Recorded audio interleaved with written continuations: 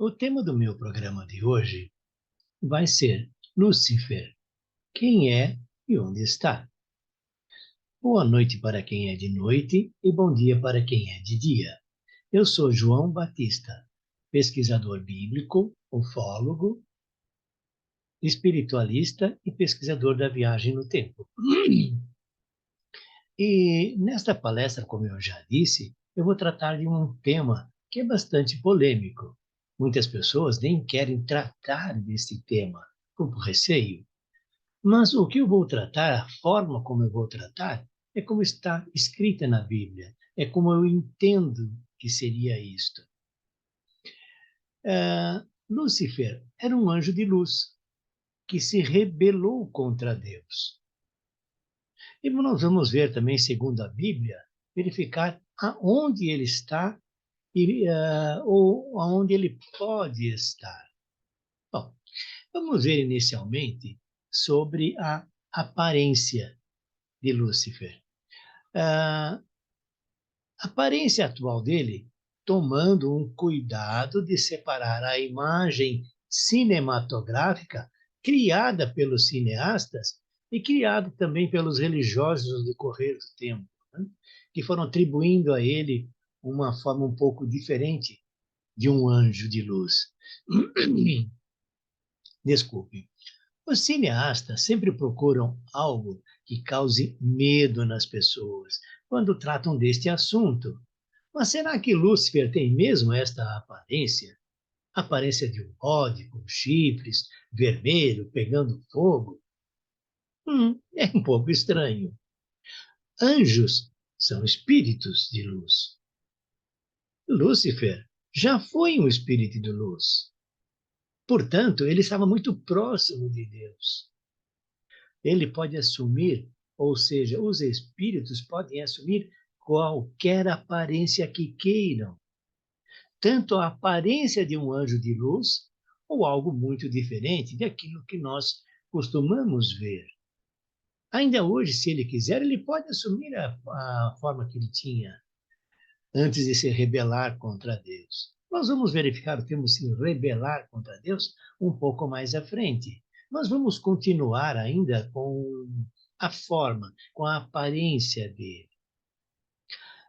Uma pessoa, ou seja, cada pessoa o verá da forma como o queira ver, caso possa vê-lo, é claro. Ou seja, Lúcifer poderia assumir a forma que o observador imaginar dele. Na Bíblia, nós temos o sacrifício pelo pecado. Neste sacrifício pelo pecado, era colocado um animal para ser sacrificado, e esse animal era o bode. Será que os cineastas, baseado nesta premissa, associaram o bode ao pecado, ao demônio, atribuindo-lhe esta figura? Nós temos em Números 29, de 13 a 16, uma série de animais que eram colocados como oferendas. Nós temos: oferecereis em holocausto como sacrifício pelo fogo de agradável odor para o Senhor, 13 bezerros, 2 carneiros, 14 cordeiros de 1 ano, sem defeito. Como oblação, ofereis flor de farinha amassada com azeite, 13,5 litros, por cada um dos 13 bezerros, 9 litros por cada um dos carneiros e 4,5 litros por cada um dos 14 cordeiros. E agora vem o mais importante: oferecereis também um bode em sacrifício pelo pecado, além do holocausto perpétuo e a respectiva oblação e libação. Mas olha só, pelo pecado era sempre oferecido um bode. Coitado do bode, que não tinha nada a ver com isso. Ele foi escolhido pelos religiosos da época para ser oferecido pelo sacrifício do pecado. Isso não aparece apenas em Números 29, de 13 a 16, aparece em vários lugares na Bíblia. Então, o bode, que não tinha nada a ver com isso, foi instituído sacrifício pelo pecado. E talvez, então, eu digo, talvez religiosos da antiguidade e cineastas atuais, baseados nesta premissa, atribuíram esta figura a Lúcifer, que associaram então o bode ao pecado, ao demônio. Bom, vamos agora passando da aparência dele. Quem é? Sobre o termo demônios, muitas coisas erradas são feitas pelos humanos. Quando são pegos em flagrante, muitos dizem que estavam possuídos por um demônio e por isso fizeram coisas erradas. Ou será que esta é apenas uma desculpa para não serem castigados? O que eu quero dizer com isto é que os próprios humanos se valem desses artifícios para dizer: ah, não, quando eu fiz isso errado, eu estava possuído por um demônio. Muitas vezes não estava, era ele mesmo que fazia isso, e apenas usou como desculpa. Nós temos também o termo anjos caídos, que vamos abordar, uma vez que Lúcifer era o comandante deles. Nós temos na Bíblia uma passagem que diz que quando Lúcifer arrematou um terço dos anjos do céu para tirar o lugar de Deus, aqui uma observação minha. Se Deus é onipotente, como Lúcifer poderia pensar em tomar o lugar de Deus? Vamos continuar. Porém, em Apocalipse 12, de 7 a 9, não menciona este fato, não menciona que Lúcifer queria tomar o lugar de Deus, ou seja, descreve apenas uma batalha no céu entre Lúcifer, o anjo Miguel e os seus respectivos anjos. Continuando, Lúcifer e seus anjos foram combatidos pelo anjo Miguel e seus anjos que os venceram. Quando os anjos, quantos anjos lutaram ao lado do anjo Miguel? Também um terço dos anjos do céu? Ou menos? E os demais anjos ficaram para proteger o céu? Bom, nós temos em Apocalipse 12, de 7 a 9, então a descrição desta grande batalha. E ela diz o seguinte: então houve no céu uma grande batalha. Miguel e os seus anjos pelejavam contra o dragão, e o dragão com os seus anjos pelejavam contra ele. Porém, estes não prevaleceram, nem o seu lugar se achou mais no céu. E foi precipitado aquele grande dragão, a antiga serpente, que se chama Diabo e Satanás, que seduz a todo o mundo. Sim, foi precipitado na terra e precipitado com eles os seus anjos. Aqui agora vale uma brincadeira. Cacilda, tinha que ser justo aqui na terra que eles tinham que ser precipitados? Não tinha outro lugar, não? Terminando a brincadeira, voltemos.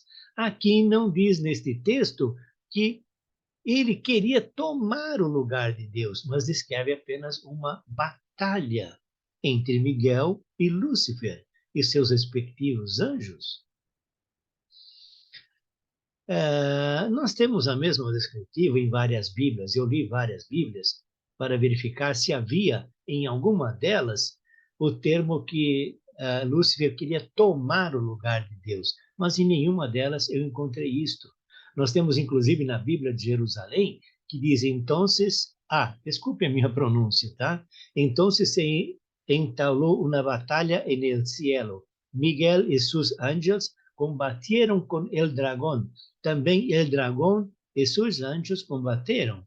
Novamente, aqui ninguém diz que ele queria tomar o lugar de Deus. Olhem bem esse termo. Bom, e assim aconteceu com esse detalhe, né? Bom, outra coisa também muito importante.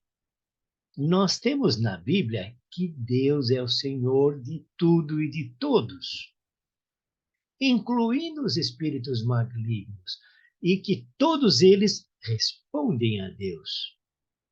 como ocorreu, por exemplo, com o rei Saul, que por ter desagradado a Deus, Deus lhe enviou um espírito maligno. E o mesmo ocorreu com Abimeleque. Vamos ver em detalhes o que aconteceu com Saul. E nós temos em Samuel 16:14 o seguinte texto: o Espírito do Senhor se retirou de Saul e atormentava-o um espírito maligno que o Senhor lhe enviou. Olhem bem, o Senhor enviou a Saul um espírito maligno. Isso significa o quê? Que o espírito maligno responde ao Senhor, que ele faz o que o Senhor manda que ele faça. Nós temos apenas um comentário em Samuel 16:14, na Bíblia 2. Ao que significa Bíblia 1, Bíblia 2 e assim por diante. Eu leio até 10 Bíblias, muitas vezes para tirar algumas dúvidas. Bom, e neste comentário ele diz o seguinte: espírito mau, assim como tudo que era estranho e inexplicável era atribuído a Deus. Os acessos de depressão, melancolia, mania de perseguição do rei eram tomados como provenientes de um mau espírito enviado por Deus. Isso aparece em vários lugares na Bíblia. Aqui é um comentário de quem fez a tradução desse texto, né? Então, mas só para frisar novamente, tudo e todos respondem a Deus, ao mentor do universo, tanto os espíritos bons quanto os espíritos não bons. O que é um espírito bom e um espírito não bom?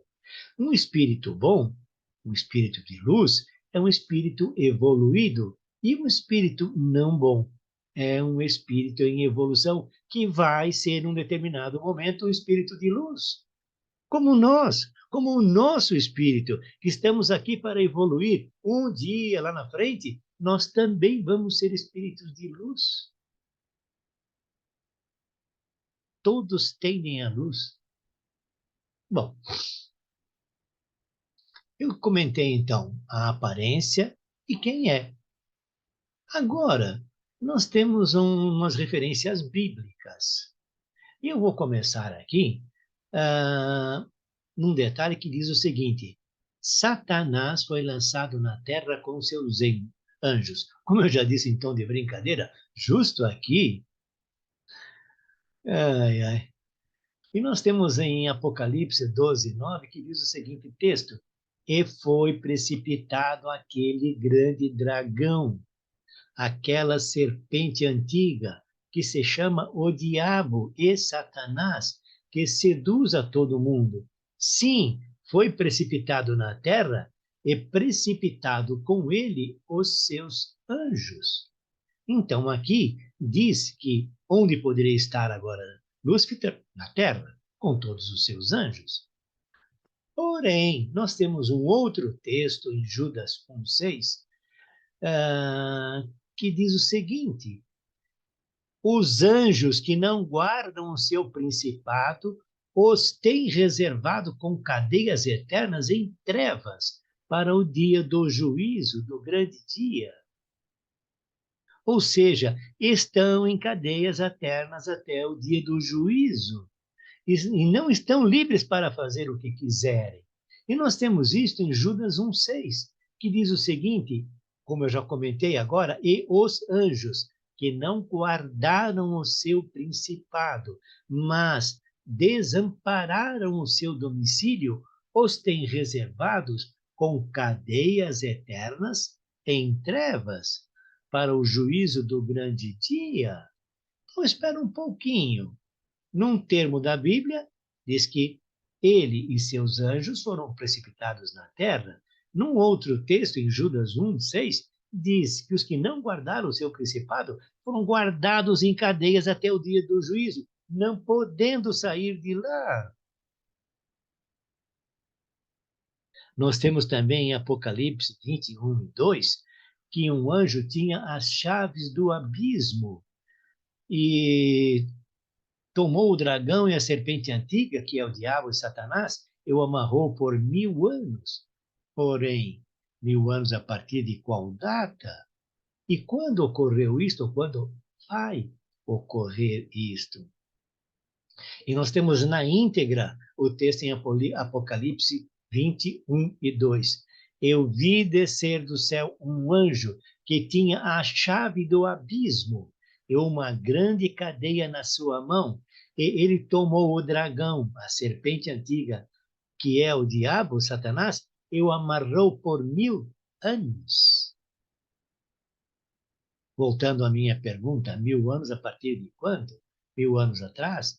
5000 anos atrás? Ainda não foi, ainda vai ser. Percebe que então a Bíblia fala alguns termos diferentes, tá? Ou seja, em Judas 1,6 diz que estão presos até o dia do juízo. Em Apocalipse 21 e 2, que ficarão presos por 1000 anos. Em outros, então, o que eu quero dizer é, afinal, o que acontece onde ele está? E nós temos ainda a visão de Enoque sobre os anjos caídos, do qual Lúcifer era o chefe. E ele diz, exatamente no seu termo, ouvi a voz de um anjo dizendo, estes são os anjos que desceram do céu à terra, revelaram segredos aos filhos dos homens e seduziram os filhos dos homens para cometerem pecados. Espera um pouquinho aqui. Segundo Enoque, os anjos caídos não foram arremessados à terra, não foram isolados aqui na terra, eles desceram de livre e espontânea vontade. Vieram aqui à terra e revelaram os seus segredos aos filhos dos homens. Olha só, eles ensinaram os filhos dos homens, eles instruíram os filhos dos homens. Em quê? Numa série de coisas. E aqui também diz que seduziram os filhos dos homens para cometerem pecados. Mas neste caso, não houve uma batalha no céu. Eles vieram de livre e espontânea vontade para cá. Talvez na hora de voltar para o céu, eles falaram: muito bonito, né? Vocês foram lá, aprontaram, agora vão ficar aí. São dois pontos de vista. Um que foram arremessados, outro que foram aprisionados aqui, porque eles desceram e não puderam mais voltar. Bom, nós temos algumas referências bíblicas no que diz respeito a isto, né?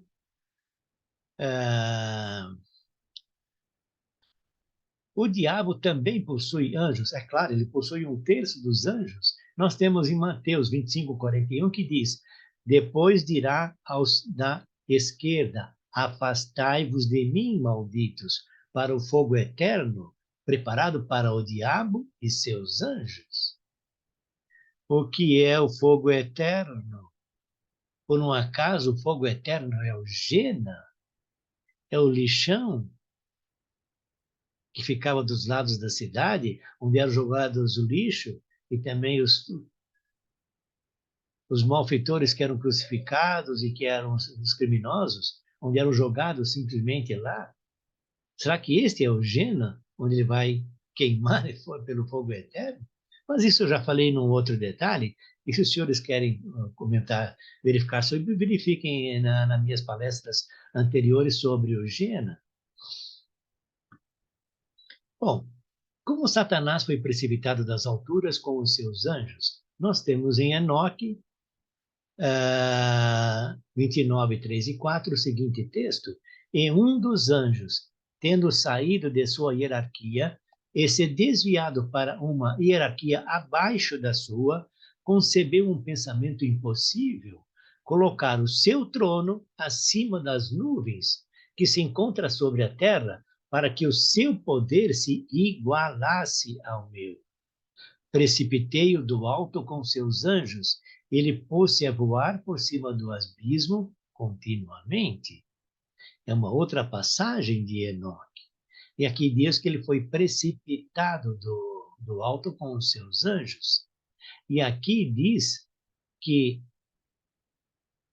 queria colocar o seu trono, o trono dele, de Lúcifer, acima da terra, para que o seu poder se igualasse ao meu. Bom, aqui já fala desse detalhe, em que ele queria um poder maior do que ele já tinha. Mas isso seria possível? Novamente a minha pergunta. Deus não é onipotente e onipresente? Todos os anjos bons e não bons não respondem a ele? Vamos continuar aqui.